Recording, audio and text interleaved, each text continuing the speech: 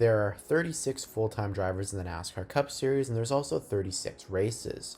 So statistically, every driver wins one race a year, right? Well, wrong. In this video, we're going to look over the longest winless streaks in the NASCAR Cup Series, looking at who needs to find victory lane sooner rather than later. The guy with the least amount of pressure, that would be Joey Logano, who just won last race at Texas. Fun fact about this win that I did not mention in the race review video, this is the first win for AAA Insurance despite entering NASCAR in 2006 with Mark Martin. The next driver on this list won race since his last victory, Joey Logano's teammate Austin Cindric, who won his third career race at Talladega 2 races ago. Cindric is currently 14th in points, but would be inside of the top 10 and 9th ahead of his teammate Joey Logano if he had not received a 50-point penalty earlier this season. Cindric with a pretty solid start to the season. I'm sure he's going to be competitive at more of the plate racing tracks. We'll see what happens there. One race further along than Austin Cindric is Kyle Larson, first non-Penske driver on this list. It has been 2 races since he last won at Bristol in 2025. Larson, of course, sweeping the stages in that one, stage 1, stage 2, and winning the race for 60 points. I expect him to take off a couple more this season. Should not be too long until he wins again. Moving one more race down the order to 3 races, and we have Carl Edwards. Oh no, that's actually Denny Hamlin and Carl Edwards' paint scheme, who last won at the Darlington Throwback race earlier this season. Love him or hate him, that 11 car has been one of the best drivers in the next-gen car. Totally expect him to add a couple more wins this season. Doubling that 3 and moving to 6 races, and we have Josh Berry, who won his first NASCAR Cup Series race at Las Vegas to start the season. Josh has been pretty hit or miss since this one. I know he has had some bad luck, but has not finished in the top 10 in the races since this victory. But I totally expect him to get things corrected later in the summer. I know they're still trying to figure everything out over there at Wood Brothers Racing. Could see him sneaking another one somewhere this year. He was pretty good at some of those mile-and-a-half tracks. Going one race further than Berry at 7 is Christopher Bell. 7 races since his last victory, but honestly, I totally expect him to win again this year. But if he didn't, he already went 3 in a row. He has 3 wins on the season. By all accounts, that is a pretty successful season, but we still have 20-something races left. I'm sure they would like to get in victory lane a few more times, especially as the playoffs get going in these summer months. So we'll see what happens with that 20 car, but he should be a winner again this season. Our first driver in double digits, and it is William Byron. 10 races since his last victory, which was at the season opening Daytona 500. He is currently our regular season points leader. Been running up front pretty much everywhere we've gone, a couple second places since his victory. I totally expect that 24 car to win a few more races in this season and probably make a Final Four push as we get into the playoffs. Going to be interesting to see how that 24 team season plays out though. Our first winner that is moving into the previous calendar year, the 2024 season, that is Ryan Blaney, who got his last win 12 races ago at the Fall Martinsville race that punched his ticket into the Final Four. Despite having 4 DNFs in 11 races, Ryan Blaney is 7th in points right now. That just shows the importance of stage points. He's been running pretty much top 5 everywhere, just getting no luck on anything this season so far, but definitely expect that 12 car to get his usual 1 to 2 wins per season.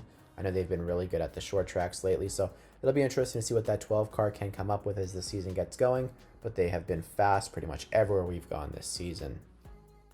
The race before Ryan Blaney's final victory at Martinsville, we have Tyler Reddick's final victory at Homestead.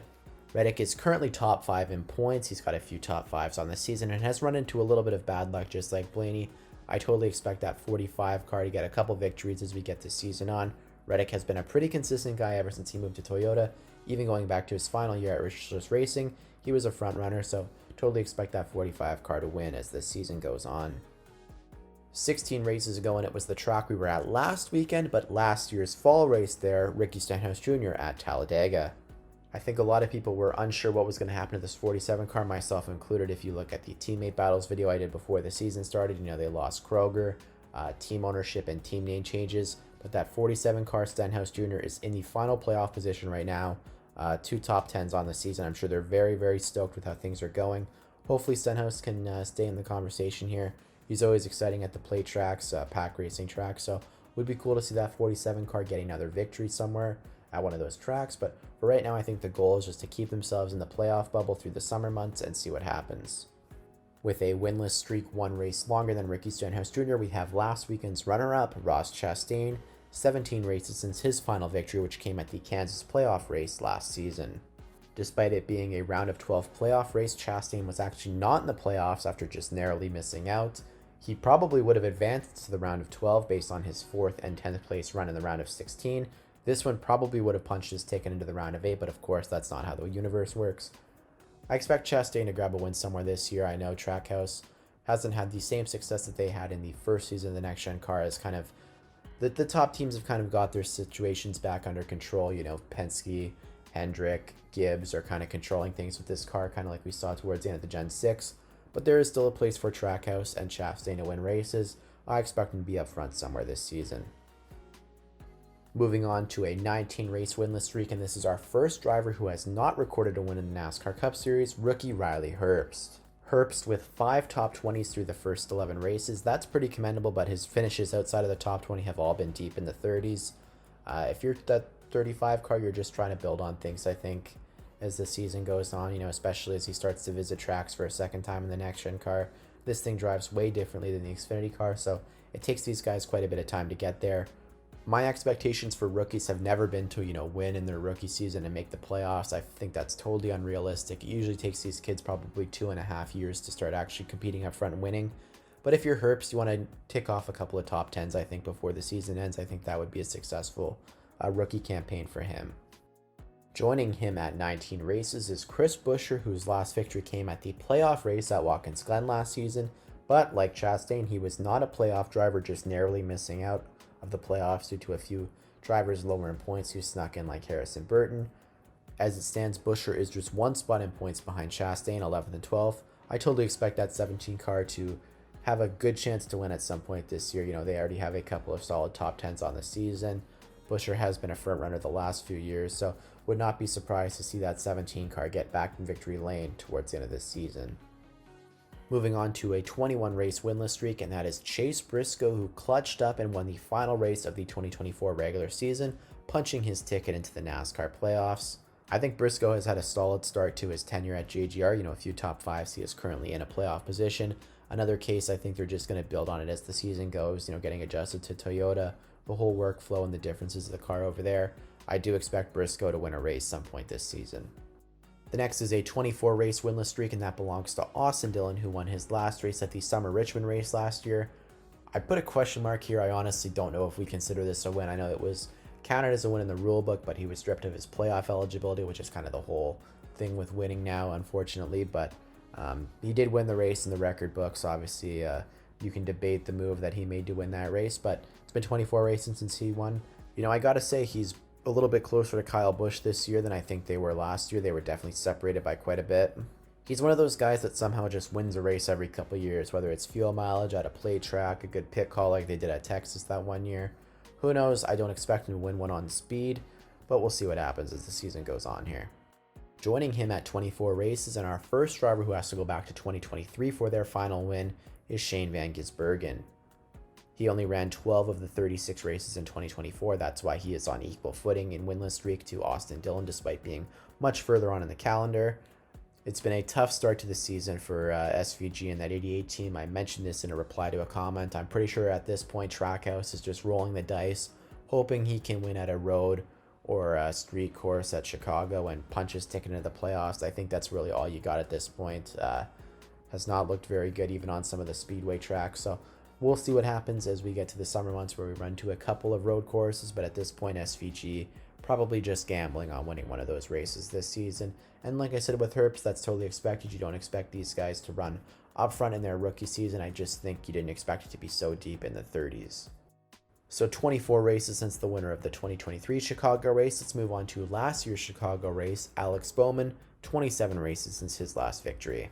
Bowman has had a really strong start to the season, finished in the top 10 in 5 of the first 6 races. His teammates Kyle Larson and William Byron, Chase Elliott all running well. I totally expect him to get a win somewhere this year. I think you kind of have to when you've been in Hendrick Motorsports Equipment and in the team for as long as he have. You're kind of expected to at least grab a win somewhere and make a playoff appearance, maybe go a round or two deep. I do expect that out of the 48 car, and I think he'll do it. He has had a strong start to the season. To another guy known for his road course work, AJ Allmendinger, 31 races since his last victory, and like Shane Van Gisbergen, this one actually came in 2023 instead of 2024 at the Charlotte Roval. Similar situation, he did not run full-time in 2024 in the Cup Series, only 16 of 36 races. He did run full-time in the Xfinity Series though. kind of flip-flopping back and forth between Cup and Xfinity for Kaulig Racing. He's up there. He's top 20 in points right now. He is going to be in the conversation for the bubble. Who knows what happens? I think maybe consistent runs at the road courses without even winning. If he gets some top 5 days with a lot of stage points, that could get him into the playoff picture. Who knows, but I'm sure they're pretty happy with how that 16 car is running so far to start the season. Our last driver with a winless streak shorter than a 36 race season, and that is Brad Keselowski, 34 races since his last victory, which came at the first Arlington race last year. His difficult start to the season has been well documented. They did have the crew chief change. I know he has worked with Bolins in the past, but this is his first time working with him in the next-gen car. I don't know what you're kind of hoping for to salvage the season for Keselowski, because he's totally not going to get himself back in the playoff picture in terms of a points battle.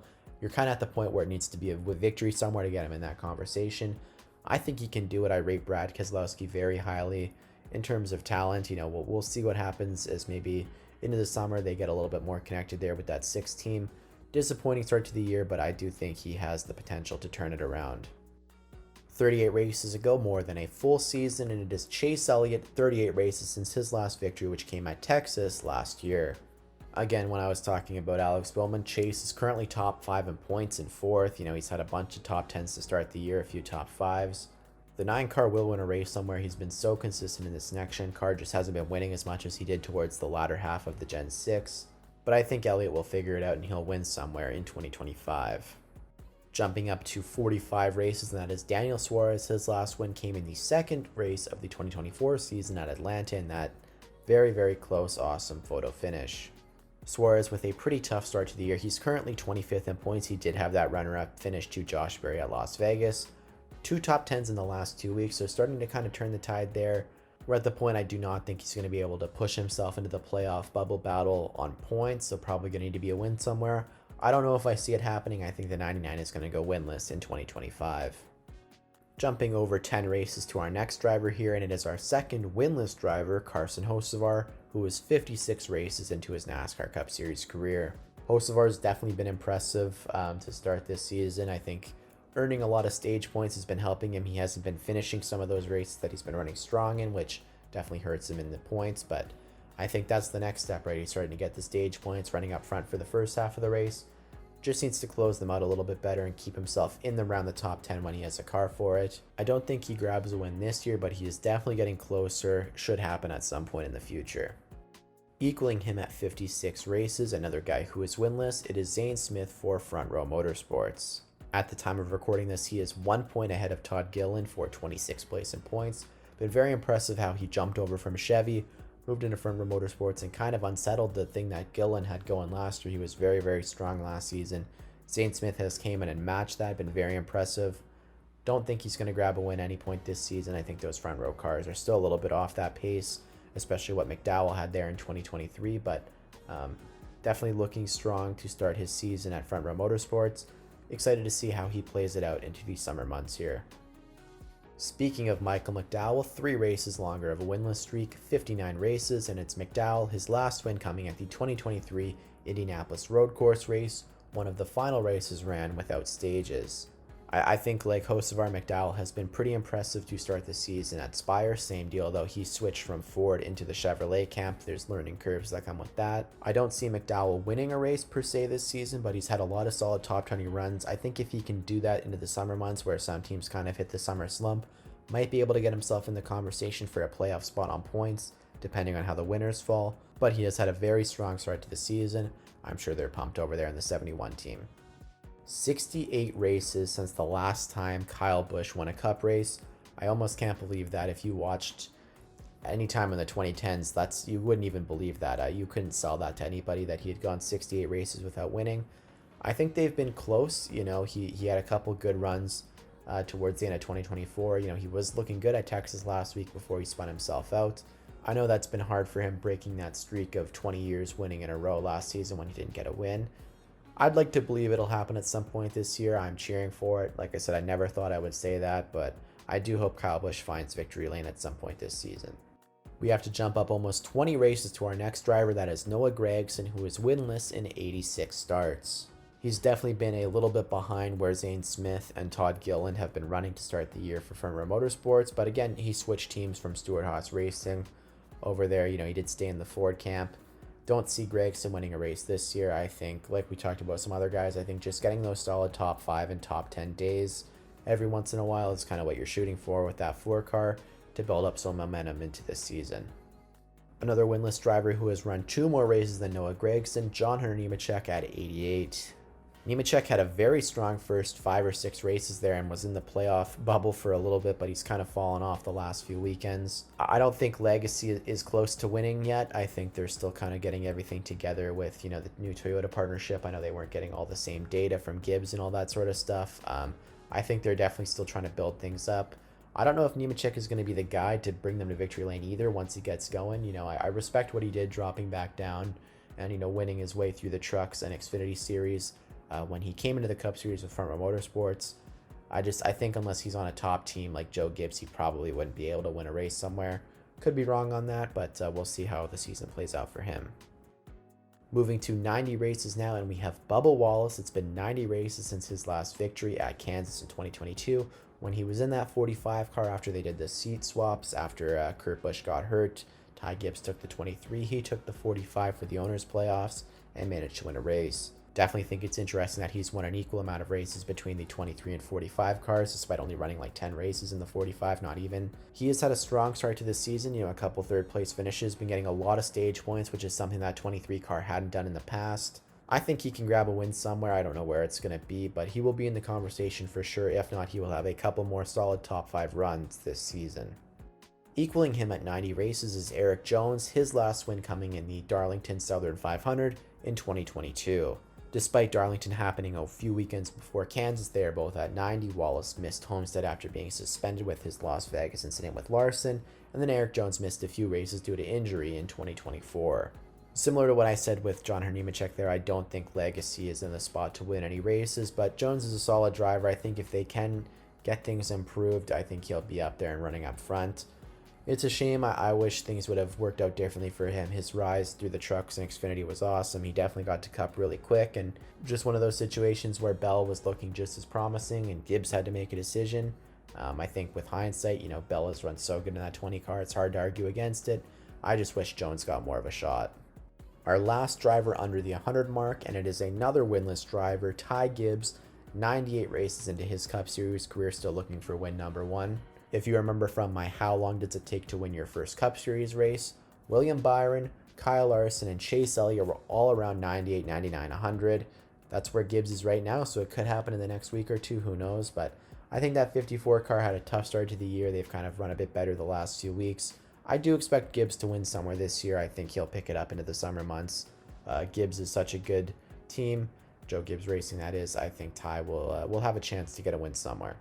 The first winless drought over 100 races, and it is Cole Kuster, 108 races, his last and only victory at Kentucky in 2020. Again, this is a lot longer than 108 races ago. He only ran 6 races in 2023 and he did not run any Cup Series races in 2024 when he went back to the Xfinity Series. Did win the championship in 2023 over there. I don't think Haas is in the spot to win a race this year. Obviously, they're probably still dealing with all the effects of losing the other cars and the downsizing and all that stuff, but you know, Cole's been staying out of trouble for the most part. I think that's all you can really ask for with a single car team, just trying to figure out what the future and the direction is for that 41 car. 117 races, winless drought. Cody Wear has never won in the NASCAR Cup Series. I don't expect this one to ever change. You know, I haven't commented on the lawsuit drama with the charters. Rick Ware might not even have a charter next year to run Cody Wear. We'll have to see how things shake out in court and all that. But yeah, you know, Cody definitely not getting into much trouble like he was earlier. He doesn't seem to be causing many cautions. But yeah, do not see him winning a race. Another winless driver who has ran 2 more races than Cody Wear, and that is Todd Gilland, now in the 34 car for Front Row Motorsports. As I mentioned with Zane Smith there, did not expect him to be matching Todd so early on in the season. Of course, Todd is still having a good start to the year. But like I said, I don't think I see it for Front Row Motorsports this year grabbing a win anywhere. But I expect Todd to have a number of top 10 runs and solid runs and get that 34 car in the conversation at some tracks. Don't see a win there though. 152 races since his last victory. Justin Haley, one of only 2 drivers to have won in the Gen 6 car but not a winner in the Gen 7. The other driver, Cole Kuster. This win at Daytona kind of robbed from Kurt Busch, but he kind of got robbed in the Xfinity Series race the year before. So I think that's just a neutralization of the world. This was the first lap he had led in his Cup Series career, and he has not finished in the top 5 since this victory. I don't know if I see a win this year from there either. I don't know if Spire's going to get one with any of its 3 teams. Haley's been a solid driver there, though. I expect solid top 10 runs, kind of like Gilland, but don't see a victory there this year. Our final 2 drivers are both winless. Our first one, Ryan Preece, 198 races into his Cup Series career without a victory. He's definitely been a lot closer this season than at any point in his career. I know the Talladega 2nd place was disqualified, but he's had a 3rd place, a couple solid top 10s. He had that strong run at Martinsville a few years ago in the 41 car, wasn't able to close it out. We'll see what happens here. I don't think he's going to win this year, but I wouldn't be surprised if he did, if that makes any sense. You know, they've been close, RFK. We'll see what happens there with Keselowski, but looking strong so far to start the year for Preece. You got to give him credit for that. And our final box, 36 of 36, it is Todd Gilland, who has gone 256 races into his career without a victory. Much like the Cody Wear one, I do not see this one changing. I think the last few years, it feels like he'll run a season for a team, they'll move on, he'll go back and run a few Xfinity Series races for RCR, and then RCR will get him another Cup ride. I think he's ran solid this year. He's been pretty equal with AJ Allmendinger in terms of teammate battles, maybe not in terms of better finishes. You know, he's not tearing stuff up, though, which I think is what Colleague needs this year after a difficult last season with that 16 car being part-time. Don't see Todd Gilland winning, but he is the longest on this list. What surprised you about this list? For me, a lot of the winless guys being towards the bottom half of this chart, I think was kind of surprising. I think it shows if you manage to win, you usually win a couple times, right?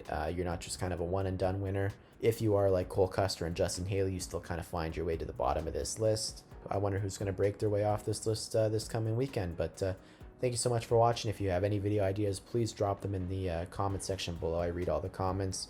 I take a lot of ideas too. I've made a few videos off of them. I have a notepad document with ideas. They can be a single idea, they can be a series idea, whatever it is, just drop a comment down there and I'll be sure to read it. Thanks for watching.